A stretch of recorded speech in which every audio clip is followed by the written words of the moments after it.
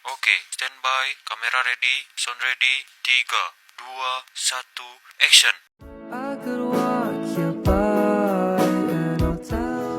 Assalamualaikum warahmatullahi wabarakatuh. Kami adalah mahasiswa dari Universitas Pamulang, Fakultas Ekonomi dan Bisnis, Program Studi Akuntansi, Kelompok 10 Semester 2. Video ini kami buat sebagai bagian dari pemenuhan tugas mata kuliah Hukum Bisnis dan Regulasi yang dibimbing oleh dosen pengampu kami, Bapak Abdullah Mubarok SE MSI. Kelompok kami terdiri dari 4 anggota yang telah bekerja sama secara aktif dan kolaboratif dalam menyusun serta menyampaikan materi tugas yang berjudul Surat Berharga.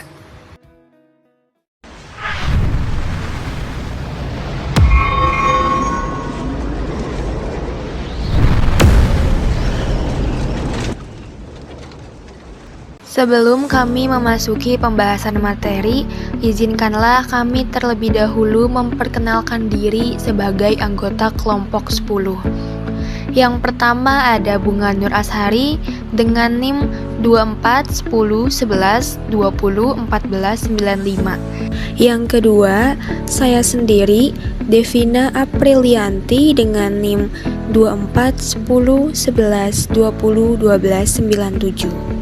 Selanjutnya Novella Amanda dengan NIM 24 10 11 20 13 67. Dan terakhir Salsa Bila Putri dengan NIM 24 10 11 20 15 54.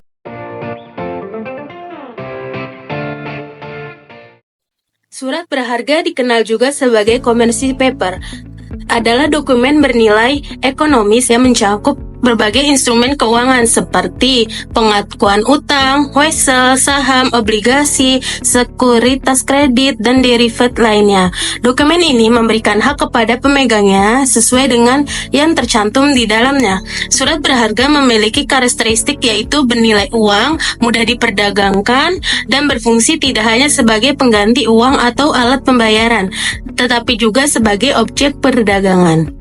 Lalu slide selanjutnya ada surat hukum berharga. Pengaturan surat berharga terbagi menjadi 2, yaitu surat berharga yang diatur di dalam KUHD, surat berharga yang diatur surat sanggup, promis, serta kuitansi atas ditunjuk, meliputi wesel, surat sanggup, dan cek kuitansi. Surat berharga yang diatur di luar KUHD, yaitu menyesuaikan dengan perkembangan dunia perdagangan, meliputi surat biliet giro, surat kredit berdokumen dalam negeri, dan surat berharga komersil. Pergolongan surat berharga, ada surat berharga diklarifikasi menjadi beberapa kategori berdasarkan isi perikatan dasarnya dan lingkup penggunaannya.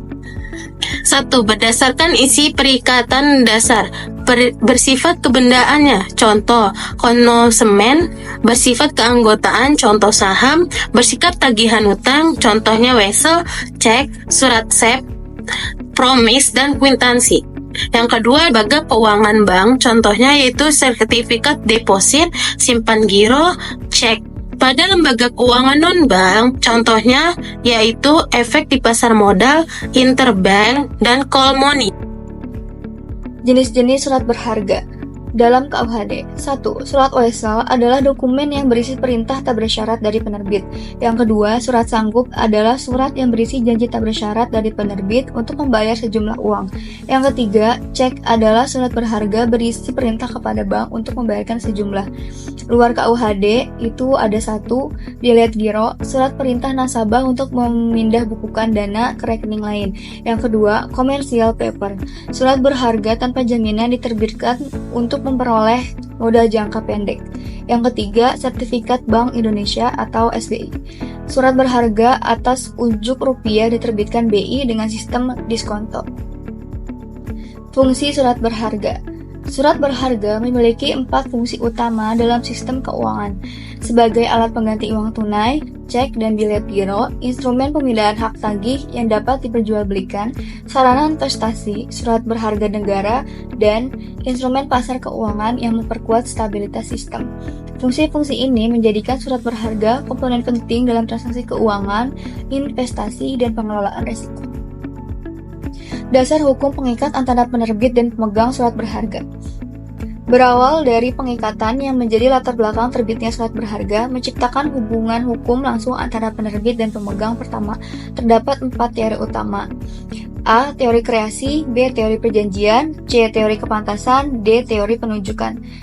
Teori ini membantu menjelaskan bagaimana hak dan kewajiban pengalihan surat berharga, serta bagaimana penerbit tetap bertanggung jawab meskipun terjadi perubahan dalam kepemilikan surat berharga. 1. Apa saja ciri-ciri umum yang terdapat pada surat berharga? Yaitu, dokumen tertulis, memiliki nama, terdapat tanda tangan dari pihak terkait, perintah yang jelas melakukan penyerahan sesuatu tanpa syarat nama pihak pembayar, keterangan waktu pembayaran. Yang kedua, apa saja persyaratan pada surat berharga agar dianggap sah secara hukum? Dibagi menjadi 2, yaitu ada syarat formal dan syarat material. Syarat formal, yang pertama menyebutkan nama atau jenis surat berharga. Yang kedua, isi yang memuat kewajiban. Yang ketiga, nama pihak yang wajib bayar. Yang keempat, tempat pembayaran. Yang kelima, tanda tangan penerbit.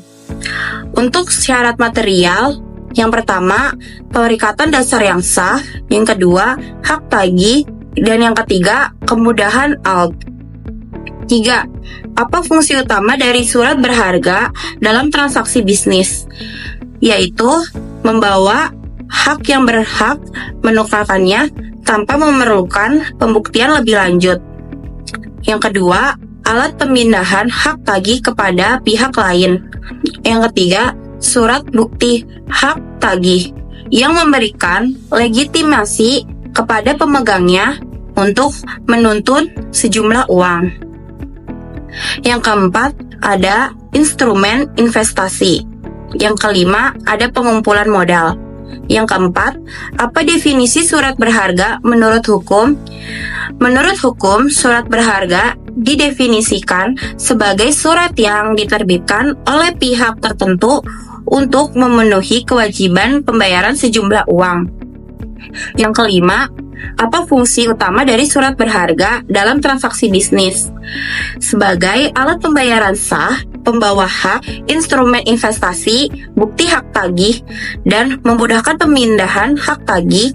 Fungsi ini mendukung kelancaran transaksi bisnis dan memberikan kepastian hukum bagi semua pihak.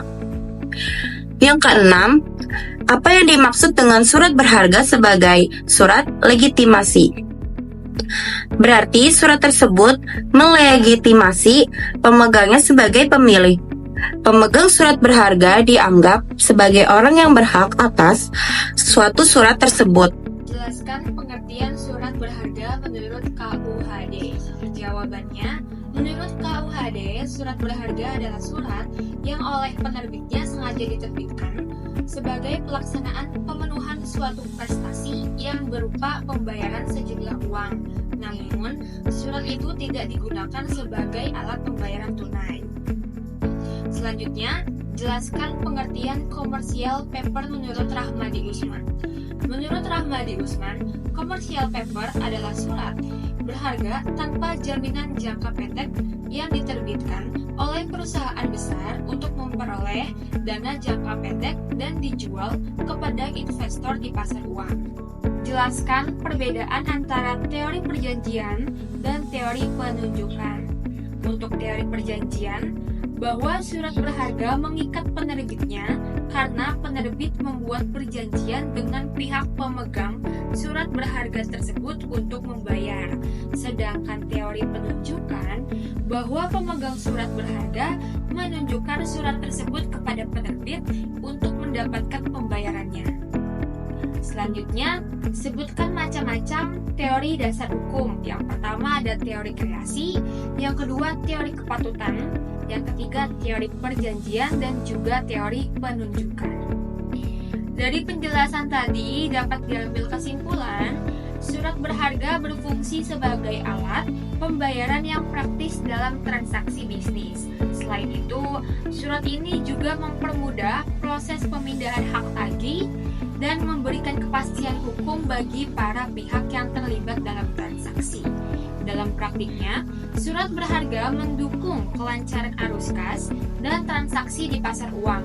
Dengan demikian, hukum surat berharga memainkan peran penting dalam sistem keuangan dan bisnis di Indonesia, memberikan kerangka kerja yang jelas untuk pengaturan dan perlindungan hak-hak para pemegang surat tersebut. Kami berharap video ini dapat memberikan pemahaman yang bermanfaat dan memenuhi kriteria penilaian dari mata kuliah ini. Demikianlah video presentasi dari kami, kelompok 10. Semoga materi yang kami sampaikan dapat memberikan manfaat serta menambah wawasan kita semua dalam memahami hukum, bisnis, dan regulasi. Terima kasih atas perhatian dan waktunya. Wassalamualaikum warahmatullahi wabarakatuh.